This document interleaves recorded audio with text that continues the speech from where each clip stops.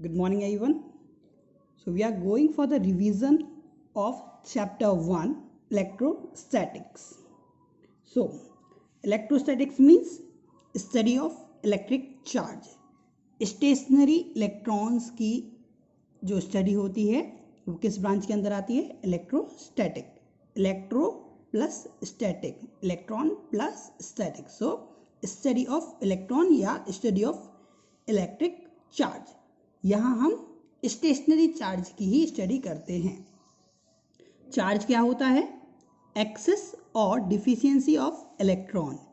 किसी भी एटम पर इलेक्ट्रॉन की एक्सेस अधिक मात्रा या डिफिशियंसी कम मात्रा को हम चार्ज कहते हैं या आवेश कहते हैं.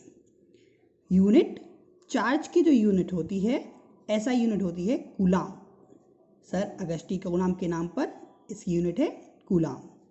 अदर यूनिट सीरियस यूनिट होती है इसकी stat coulomb and EM unit होती है एप कूलाम.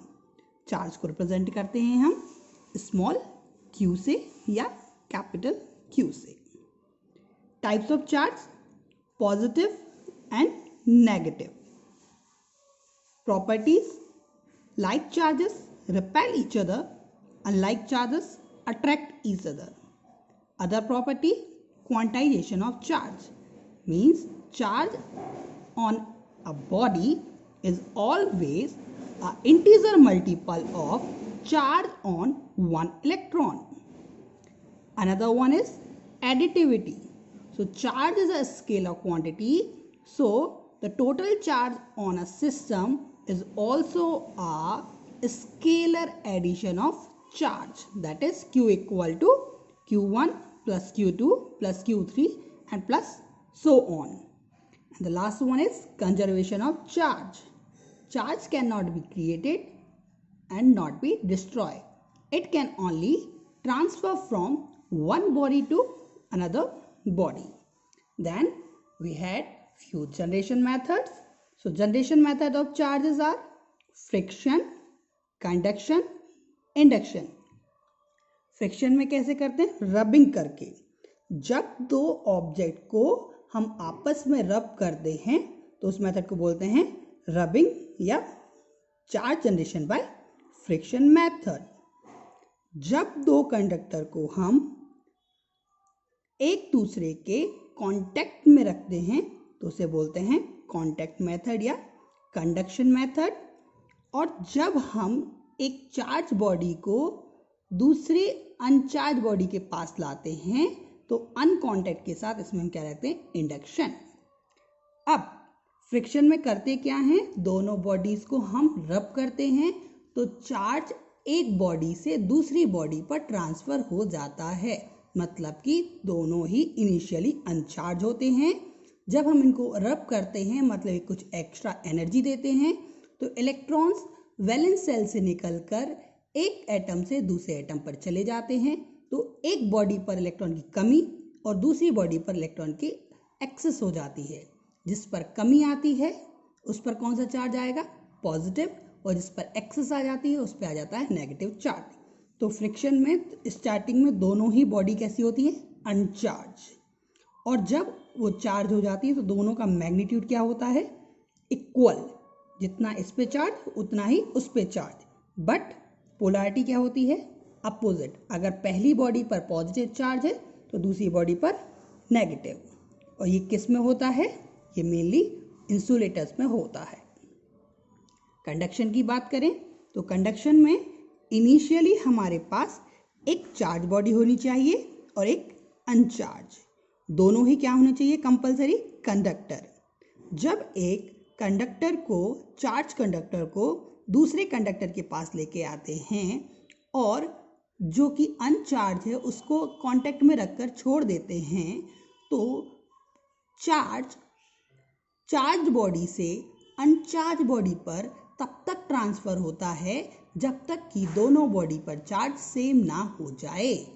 मतलब कि जैसे हम जानते हैं कि जब एक पानी की टंकी जो भरी हुई है और दूसरी पानी की टंकी जो खाली हुई है उनको अगर हम कनेक्ट करेंगे तो पानी भरी हुई टंकी से खाली हुई टंकी में कब तक आएगा? जब तक दोनों का पानी का लेवल सेम ना हो जाए। इसमें भी दोनों बॉडी पर इक्वल चार्ज आता है एंड इस पर पोलैरिटी भी सेम होती है। अगर पहली बॉडी पर पॉजिटिव है तो दूसरी पे भी पॉजिटिव, पहली पे नेगेटिव तो दूसरे पे नेगेटिव। इसमें कंडक्टर यूज होते हैं। तीसरा है हमारा इंडक्शन। इंडक्शन में भी एक चार्ज बॉडी और एक अनचार्ज बॉडी। जब एक अनचार्ज बॉडी को किसी चार्ज बॉडी के पास लेके आते हैं तो उस पर चार्ज इंड्यूस होता है। उस पर जो सरफेस, जो हिस्सा चार्ज बॉडी के कांटेक्ट में होता है, उस साइड अपोजिट पोलैरिटी के चार्ज जनरेट हो जाते हैं और अपोजिट फेस पर सेम पोलैरिटी के, तो उस सेम पोलैरिटी को हम ग्राउंडेड कर देते हैं और टोटल हमारे पास केवल और केवल अपोजिट पोलैरिटी का चार्ज बचता है। इसमें दोनों बॉडी पर अनइक्वल चार्ज होता है और पोलैरिटी भी अपोजिट होती है। ये भी कंडक्टर्स में होती है। कुछ स्पेशल पॉइंट्स देखे थे हमने। तो अगर हम चार्ज को बढ़ाते हैं तो वॉल्यूम भी बढ़ता है और हम जानते हैं density equal to mass upon volume. तो वॉल्यूम बढ़ेगा तो डेंसिटी घटेगी। इट मीन्स चार्ज बढ़ेगा तो डेंसिटी घटेगी। हम जानते हैं, रिलेटिविटी थ्योरी पढ़ते हैं तो लेंथ और मास जो होते हैं वो वेलोसिटी पर डिपेंड कर सकते हैं रिलेटिव वाले, बट जो Q होता है और टाइम सिस्टम पर डिपेंड करते हैं, बट Q जो होता है वो independent on velocity and independent on time system होता है। इसके बाद देखते हैं हम कूलम्ब्स लॉ। तो कूलम्ब्स लॉ के लिए सबसे पहले हमें क्या चाहिए? Point charge. तो पॉइंट चार्ज क्या होता है? ऐसे चार्ज जो अपने सराउंडिंग के रिस्पेक्ट में बहुत ही छोटे डायमेंशंस के होते हैं, उन्हें हम बोलते हैं पॉइंट चार्जेस। फॉर एग्जाम्पल, अगर मैं बात करूं, एक फुटबॉल है और वो पूरे ग्राउंड में घूम रही है, तो ग्राउंड के कंपैरिजन में फुटबॉल क्या है? Point charge. अब कूलम्ब्स लॉ क्या होता है? This is one of the most important topic for us. तो Coulomb's law is attractive or repulsive force between two static point charges is directly proportional to magnitude of product of point charges and inversely proportional to square of distance between both charges। माना कि हमारे पास दो point charges हैं Q1 and Q2, दोनों ही r distance पर रखे हुए हैं, तब इनके बीच लगने वाला कूलम्ब्स लॉ जो होगा, कूलम्ब्स फोर्स जो होगा, वो F जो होगा वो क्या होगा? Proportional to product of both charges. Means F is proportional to Q1 into Q2 और is inversely proportional to square of distance between both charges. Means F is proportional to 1 upon r square. दोनों को जब हम equate करेंगे तो हम देखेंगे F is proportional to Q1 Q2 upon r square. Proportional sign हटेगा, इक्वल के साथ कौन सा जाएगा? Small k। So that is F equal to small k Q1 Q2 upon r square. अब जो स्मॉल k की वैल्यू होती है वो दो चीज़ों पर डिपेंड करती है। एक, आप यूनिट सिस्टम कौन सा ले रहे हैं, और दूसरा, आप मीडियम कौन सा ले रहे हैं। पहले हम वो बात करेंगे जो हम नहीं लेते हैं, दैट इज हमने माना सीरियस सिस्टम। तो सीरियस सिस्टम में स्मॉल k की जो वैल्यू होती है वो कितनी होती है? एयर के लिए सीरियस सिस्टम में स्मॉल k की वैल्यू होती है 1। तो that is F equal to Q1 Q2 upon r square dyne, क्योंकि F की यूनिट क्या है? डाइन। ठीक है।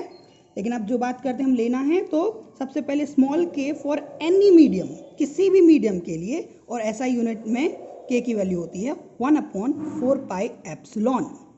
एप्सिलॉन क्या है? Permittivity of medium, permittivity of medium.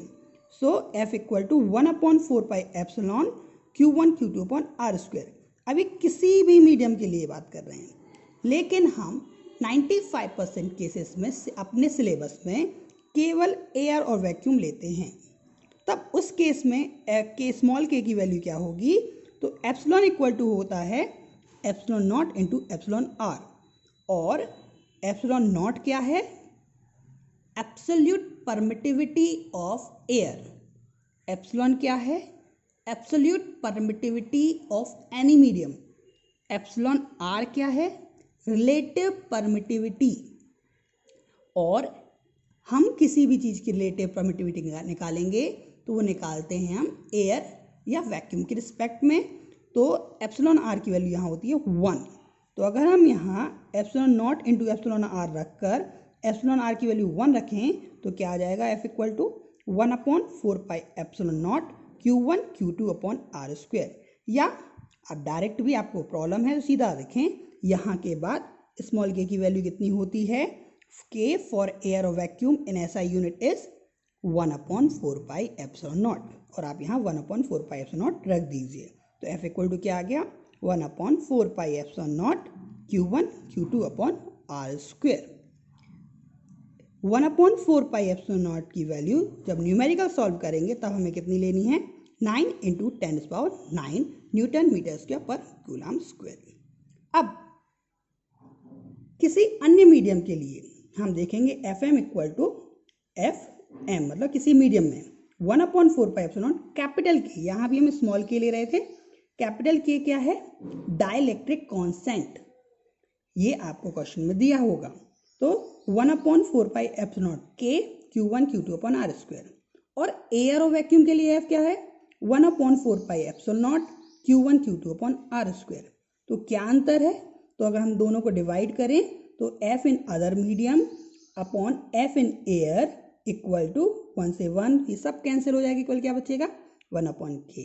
मतलब कि किसी अन्य मीडियम में जो फोर्स होता है वो एयर वाले मीडियम के 1/k टाइम्स होता है। ठीक है, और k की वैल्यू अलग अलग होती है। एयर के लिए 1, मेटल के लिए इनफाइनाइट, और बाकी अलग जो वाटर के लिए 80, और जो भी रहेंगे वो उसको आपको वैल्यू दी होगी। लिमिटेशंस ऑफ कूलम्स लॉ क्या है? नंबर 1 केवल पॉइंट चार्जेस में लगेगा। नंबर 2 केवल स्टेशनरी चार्जेस में लगेगा। नंबर 3 डिस्टेंस बहुत ज़्यादा नहीं होनी चाहिए। ठीक है, इसके अलावा मल्टीपल पॉइंट चार्जेस के लिए भी कूलम्स लॉ लगता है, लेकिन उस टाइम पर भी 2 पॉइंट चार्ज के बीच लगने वाला फोर्स तीसरे चार्ज से इफेक्ट नहीं करता है। ओके।